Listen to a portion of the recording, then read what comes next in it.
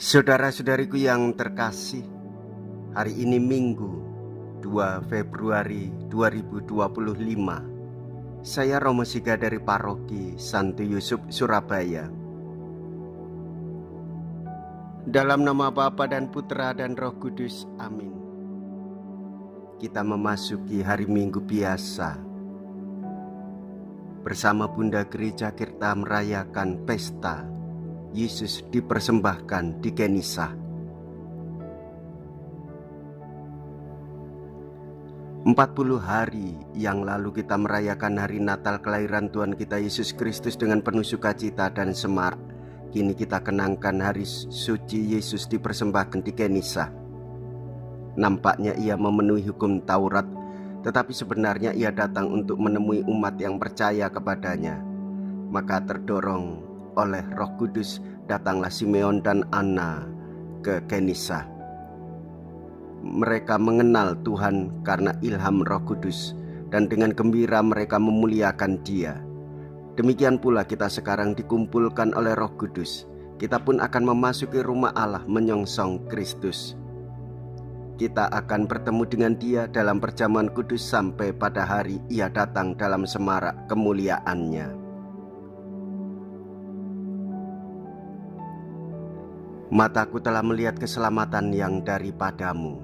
Mea culpa, mea culpa, mea maxima culpa. Marilah kita berdoa. Allah Bapa yang kekal dan kuasa, pada hari ini putramu yang tunggal menghadap Engkau dan dipersembahkan kepadamu sebagai manusia seperti kami.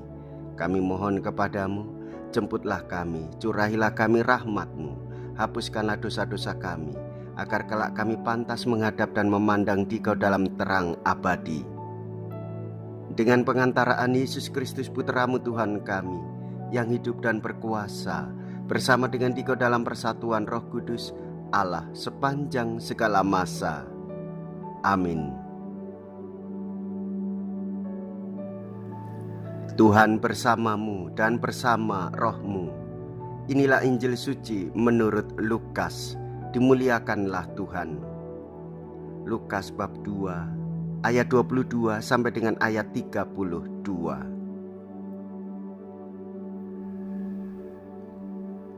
Ketika genap waktu pentahiran menurut hukum Taurat Musa, Maria dan Yusuf membawa anak Yesus ke Yerusalem untuk menyerahkannya kepada Tuhan. Seperti ada tertulis dalam hukum Tuhan, semua anak laki-laki sulung harus dikuduskan bagi Allah. Juga mereka datang untuk mempersembahkan kurban menurut apa yang difirmankan dalam hukum Tuhan, yaitu sepasang burung tekukur atau 2 ekor anak burung merpati. Waktu itu adalah di Yerusalem seorang bernama Simeon. Ia seorang yang benar dan saleh hidupnya. Ia menantikan penghiburan bagi Israel. Roh Kudus ada di atasnya, dan kepadanya telah dinyatakan oleh Roh Kudus bahwa ia tidak akan mati sebelum melihat Mesias, yaitu Dia yang diurapi Tuhan. Atas dorongan Roh Kudus, Simeon datang ke bait Allah. Ketika anak Yesus dibawa masuk oleh orang tuanya untuk melakukan kepadanya apa yang ditentukan hukum Taurat, Simeon menyambut anak itu dan menatangnya sambil memuji Allah. Katanya, "Sekarang Tuhan, biarkanlah hamba-Mu ini pergi dalam damai sejahtera sesuai dengan firman-Mu, sebab mataku telah melihat keselamatan yang daripada-Mu, yang telah Engkau sediakan di hadapan segala bangsa, yaitu terang yang menjadi kenyataan bagi bangsa-bangsa lain dan menjadi kemuliaan bagi umat-Mu Israel." Yusuf dan Maria amat heran akan segala sesuatu yang dikatakan tentang anak Yesus. Yusuf dan Maria amat heran akan segala sesuatu yang dikatakan tentang anak Yesus. Lalu Simeon memberkati mereka dan berkata kepada Maria, ibu anak itu, "Sesungguhnya anak ini ditentukan untuk menjatuhkan atau membangkitkan banyak orang di Israel, dan untuk menjadi suatu tanda yang menimbulkan perbantahan. Dan suatu pedang akan menembus jiwamu sendiri, supaya menjadi nyata pikiran hati banyak orang.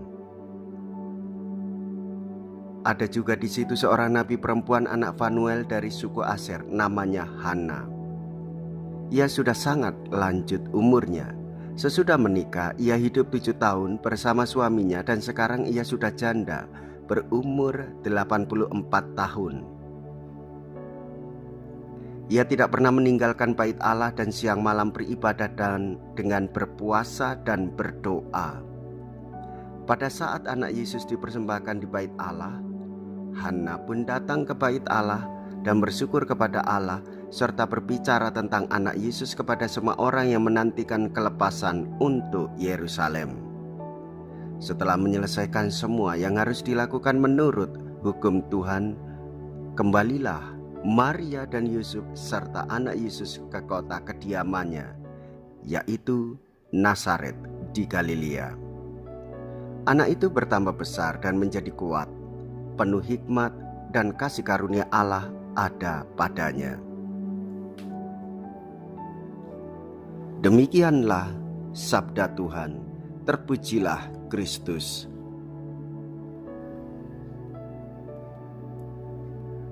Saudara-saudariku yang terkasih, Bapak Yosef dan Bunda Maria mempersembahkan Yesus di Kenisa.